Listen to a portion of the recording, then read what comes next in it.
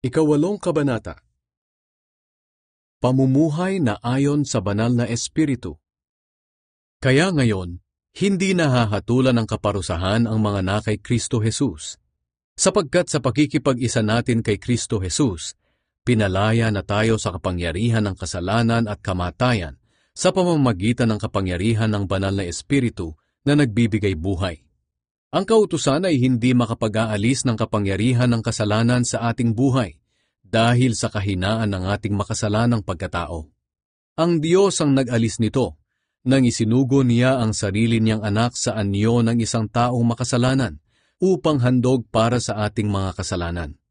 At sa kanyang pagiging tao, tinapos na ng Diyos ang kapangyarihan ng kasalanan. Ginawa ito ng Diyos para ang ipinatutupad ng kautusan ay matupad nating mga namumuhay sa patnubay ng banal na espiritu at hindi ayon sa ating makasalanang pagkatao. Sapagkat ang mga taong namumuhay ayon sa kanilang makasalanang pagkatao ay walang ibang iniisip kundi ang nais ng kanilang pagkatao. Pero ang tao namang namumuhay ayon sa banal na espiritu ay walang ibang iniisip kundi ang nais ng banal na espiritu. Ang kahihinatnan ng pagsunod sa nais ng makasalanang pagkatao ay kamatayan. Pero ang kahihinatnan ng pagsunod sa nais ng banal na espiritu ay kapayapaan at buhay na walang hanggan. Kalaban ng Diyos ang sinumang sumusunod sa nais ng makasalanan niyang pagkatao. Dahil ayaw niyang sumunod sa kautusan ng Diyos at talagang hindi niya magagawang sumunod. Kaya ang mga taong nabubuhay ayon sa kanilang makasalanang pagkatao ay hindi maaaring kalugdan ng Diyos. Pero hindi na kayo nabubuhay ayon sa makasalanang pagkatao, kundi ayon sa patnubay ng Espiritu, kung totoong nasa inyo na nga ang Espiritu ng Diyos. Kung wala sa isang tao ang Espiritu ni Kristo, siya'y hindi kay Kristo. Pero dahil nasa inyo na si Kristo, mamatay man ang katawan nyo dahil sa kasalanan, buhay naman ang inyong espiritu dahil itinuring na kayong matuwid ng Diyos. At dahil nasa inyo na ang espiritu ng Diyos na muling bumuhay kay Hesukristo, siya rin ang magbibigay ng buhay sa inyong mga katawang may kamatayan. Gagawin niya ito sa pamamagitan ng kanyang espiritong nananahan sa inyo. Kaya nga mga kapatid, hindi tayo dapat mamuhay ayon sa ating makasalanang pagkatao, sapagkat mamamatay kayo kapag namuhay kayo ayon sa inyong makasalanang pagkatao. Pero mabubuhay kayo kung susupilin ninyo ang inyong makasalanang pagkatao sa pamamagitan ng banal na espiritu. Ang mga taong pinapatnubayan ng espiritu ng Diyos ay mga anak ng Diyos. At ang espiritu na tinanggap ninyo ay hindi kayo inalipin upang muling matakot. Sa halip ginawa kayong mga anak ng Diyos. Ngayon, sa pamamagitan ng banal na espiritu, matatawag na ninyong Ama ang Diyos. Ang banal na espiritu at ang ating espiritu ay parehong nagpapatunay na tayo'y mga anak ng Diyos. At bilang mga anak, mga tagapagmana tayo ng Diyos at kasama ni Kristo na magmamana ng mga pagpapalang inilaan niya. Sapagkat kung magtitiis tayo kagaya ni Kristo noon, darating ang araw na pararangalan din tayong kasama niya. Ang napakagandang kalagayan sa hinaharap.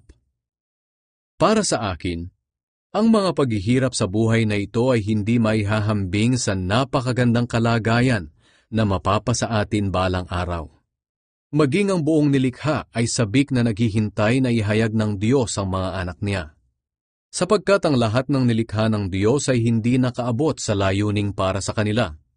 Nangyari ito hindi dahil sa gusto nila, kundi dahil ito ang gusto ng Diyos. Pero may pag-asa pa.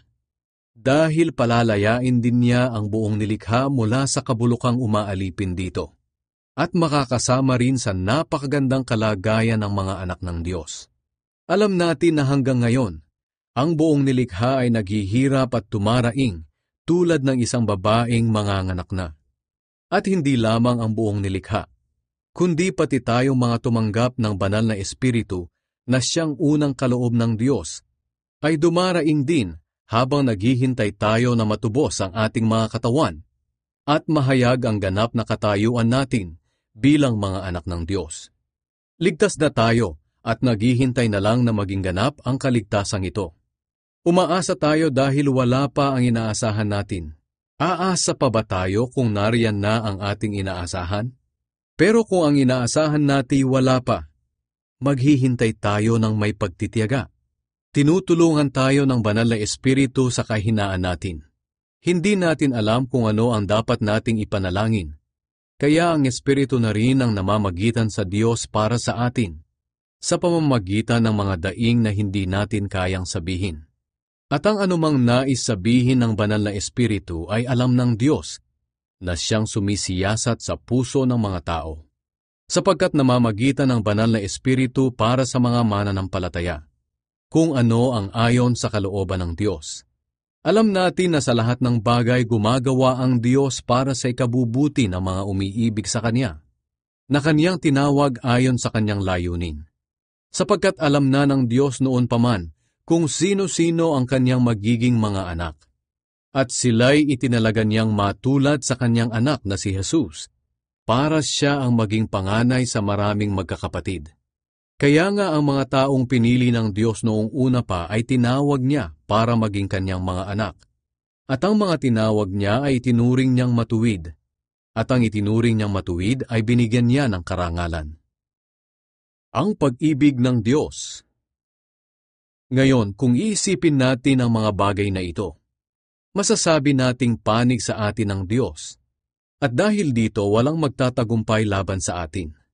Kung ang sarili niyang anak ay hindi niya ipinagkait, sa halip ay ibinigay para sa atin, tiyak na ibibigay din niya sa atin ang lahat ng bagay. Sino ang maaaring mag-akusa sa mga pinili ng Diyos?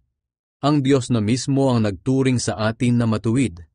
Wala ring makakahatol sa atin ng kaparusahan, dahil si Kristo Jesus na mismo ang hinatulang mamatay para sa atin. At hindi lang iyan. Muli siyang binuhay at nasa kanang kamay na ngayon ng Diyos at namamagitan para sa atin.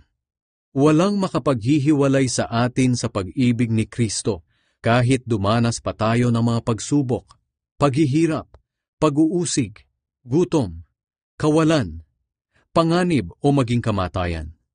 Gaya nga ng sinasabi sa kasulatan, alang-alang sa iyo, palaging nasa panganib ang aming buhay, para kaming mga tupang kakatayin.